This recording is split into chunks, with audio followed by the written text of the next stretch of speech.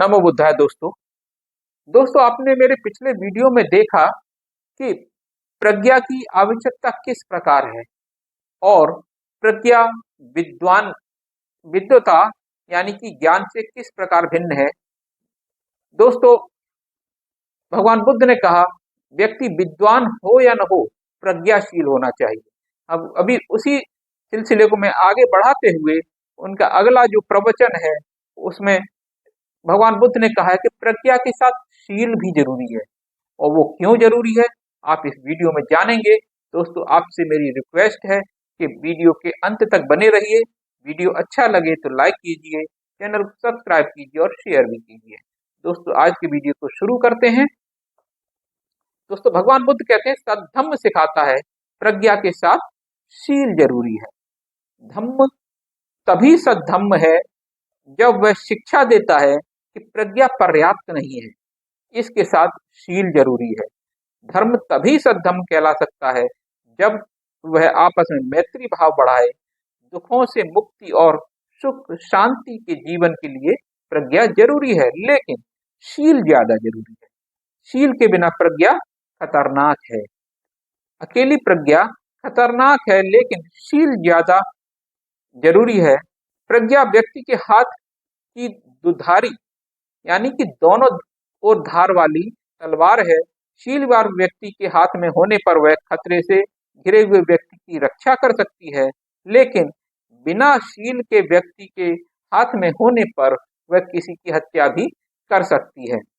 इसलिए प्रज्ञा से भी शील का महत्व अधिक है। प्रज्ञा विचार धम्म या सम्यक है, जबकि शील आचार धम्म है, सम्यक आचरण है।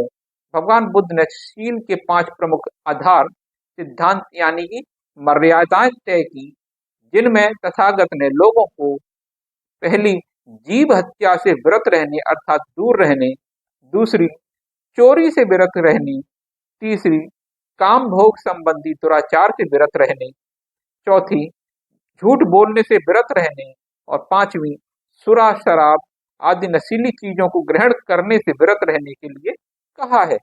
भगवान बुद्ध ने शील को ज्ञान, शिक्षा, विद्या की अपेक्षा अधिक महत्व दिए जाने का कारण स्पष्ट है।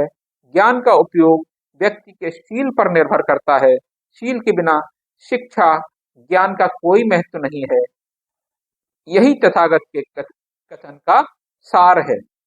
दूसरे स्थान पर उन्होंने संसार में शील के समान कुछ नहीं है। शील ही आरंभ है, शील ही शरण स्थान है, शील ही सारी अच्छाइयों की जननी है, शील ही सर्वप्रथम है। इसलिए अपने शील को शुद्ध करो, शील को धारण करो। इसके बाद भगवान बुद्ध ने अगली बात कही कि सद्धम्म शिक्षा देता है प्रज्ञा और शील के साथ करुणा भी होना जरूरी है। दोस्तों, शील के साथ करुणा भी जरूरी है। बुद्ध के धम्म की आधारशिला क्या है, इस पर अलग अलग विचार हैं। केवल प्रज्ञा या केवल करुणा ही धम्म की नींव है। मतभेद के कारण भगवान बुद्ध के अनुयायी 2 पक्षों में बट गए। एक का कहना था अकेली प्रज्ञा ही तथागत के धम्म की आधारशिला है। दूसरे पक्ष का कहना था अकेली करुणा ही बुद्ध के धम्म की आधारशिला है। और कुछ हद तक आज भी ये मतभेद कायम है। गांधार देश में एक सन्यासी था। वह कई बीमारियों से पीड़ित था और जहां कहीं बैठता था वहां जगह गंदी हो जाती थी, शरीर से बदबू आती रहती थी। वह एक ऐसे आश्रम में रहता था जहां कोई उसकी सहायता नहीं करता था। बीमारियों के कारण वह बहुत दुखी हुआ था। जब तथागत को यह मालूम पड़ा तो 500 भिक्षुओं के साथ बर्तन, पानी, औषधि आदि लेकर साधु के आश्रम में गए। साधु की दशा बहुत दयनीय थी।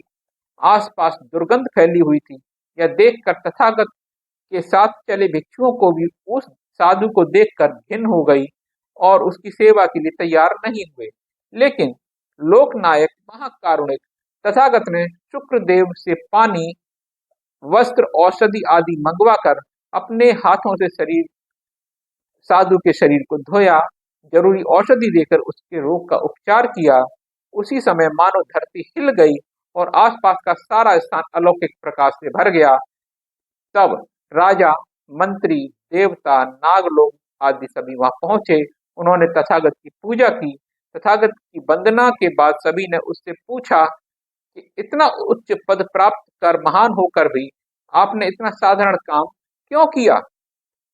महाकारुणिक बुद्ध ने उन्हें समझाया, संसार में जन्म लेने तथा तथागत का उद्देश्य यही है कि गरीब, असहाय, पीड़ित, दुखी, वंचित, उपेक्षित का मित्र बनना, कल्याण मित्र बनना, उनके प्रति मैत्री भाव रखना, रोगी, दरिद्र, अनाथ, बुजुर्ग आदि की सेवा करना, चाहे उनका धर्म, पंथ, विचार कोई भी हो, उनकी सेवा करना और दूसरों को भी ऐसा करने की प्रेरणा देना।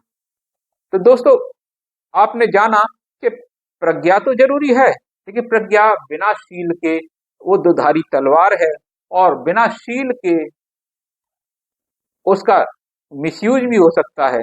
और अगर शील है तो उसके साथ करुणा की कितनी आवश्यकता है। तो दोस्तों, आपने जब देखा कि भगवान बुद्ध ने उस बीमार साधु जिससे दुर्गंध आती थी उसकी सेवा की, जिससे सभी को बड़ा आश्चर्य हुआ, और भगवान बुद्ध ने बताया कि करुणा की आवश्यकता कितनी अधिक है।